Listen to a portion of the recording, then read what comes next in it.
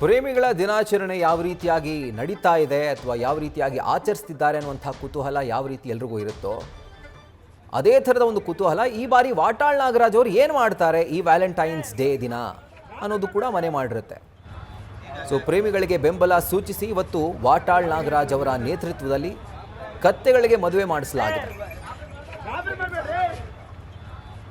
ಕತ್ತೆ ಅದ್ಭುತ ಪ್ರಾಣಿ, ಹೆಣ್ಣು ಅಂದರೆ ಪ್ರೀತಿ, ಹೀಗಾಗಿ ಇಬ್ಬರಿಗೂ ಮದುವೆ ಮಾಡಿಸ್ಬೇಕು, ಇದು ವಾಟಾಳ್ ನಾಗರಾಜ್ ಅವರ ಒಂದು ಡಿಸಿಷನ್.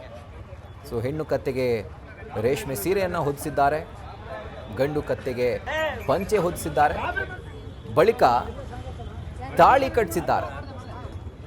ಆದರೆ ತಾಳಿ ಕಟ್ಟುವಂತಹ ಸಂದರ್ಭದಲ್ಲಿ ಒಂದು ಸ್ವಾರಸ್ಯಕರ ಘಟನೆ ಕೂಡ ನಡೆದಿದೆ.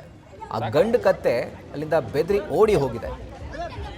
ಸೊ ನಂತರ ಅದನ್ನು ಹಿಡಿದು ತಂದು ನಂತರ ಅದನ್ನು ಮತ್ತೊಮ್ಮೆ ನಿಲ್ಲಿಸಿ ಎರಡು ಕತ್ತೆಗಳ ಮದುವೆಯನ್ನು ಮಾಡಿಸಿದ್ದಾರೆ. ನೋಡಿ, ಆ ಕತ್ತೆ ಬೆದರಿ ಓಡಿ ಹೋದಂಥ ಒಂದು ದೃಶ್ಯಾವಳಿ ಕೂಡ ಗಮನಿಸ್ತಾ ಇದ್ದೀವಿ. ಸೊ ಪ್ರೇಮಿಗಳಿಗೆ ಬೆಂಬಲ ಸೂಚಿಸಿ ಮೈಸೂರು ಬ್ಯಾಂಕ್ ಸರ್ಕಲ್ನಲ್ಲಿ ಕನ್ನಡ ಪರ ಹೋರಾಟಗಾರ ವಾಟಾಳ್ ನಾಗರಾಜ್ ಅವರ ನೇತೃತ್ವದಲ್ಲಿ ಕತ್ತೆಗಳಿಗೆ ಈಗ ಮದುವೆ ಮಾಡಿಸಲಾಗಿದೆ.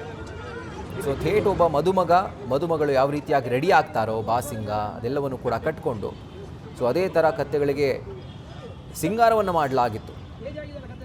ಬಟ್ ತಾಳಿ ಕಟ್ಟೋ ಟೈಮ್ನಲ್ಲಿ ಈ ಗಂಡು ಕತ್ತೆ ಅಲ್ಲಿಂದ ಎಸ್ಕೇಪ್ ಆಗೋಕ್ಕೆ ಪ್ರಯತ್ನ ಪಟ್ಟಿದೆ.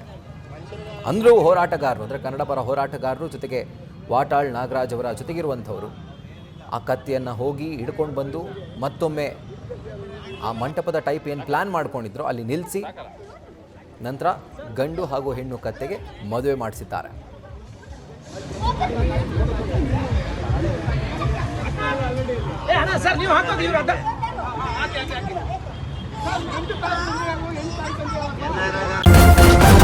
ನ್ಯೂಸ್ ಫಸ್ಟ್ ನಿರ್ಭೀತಿಯಿಂದ ನಿಮ್ಮ ಪರವಾಗಿ.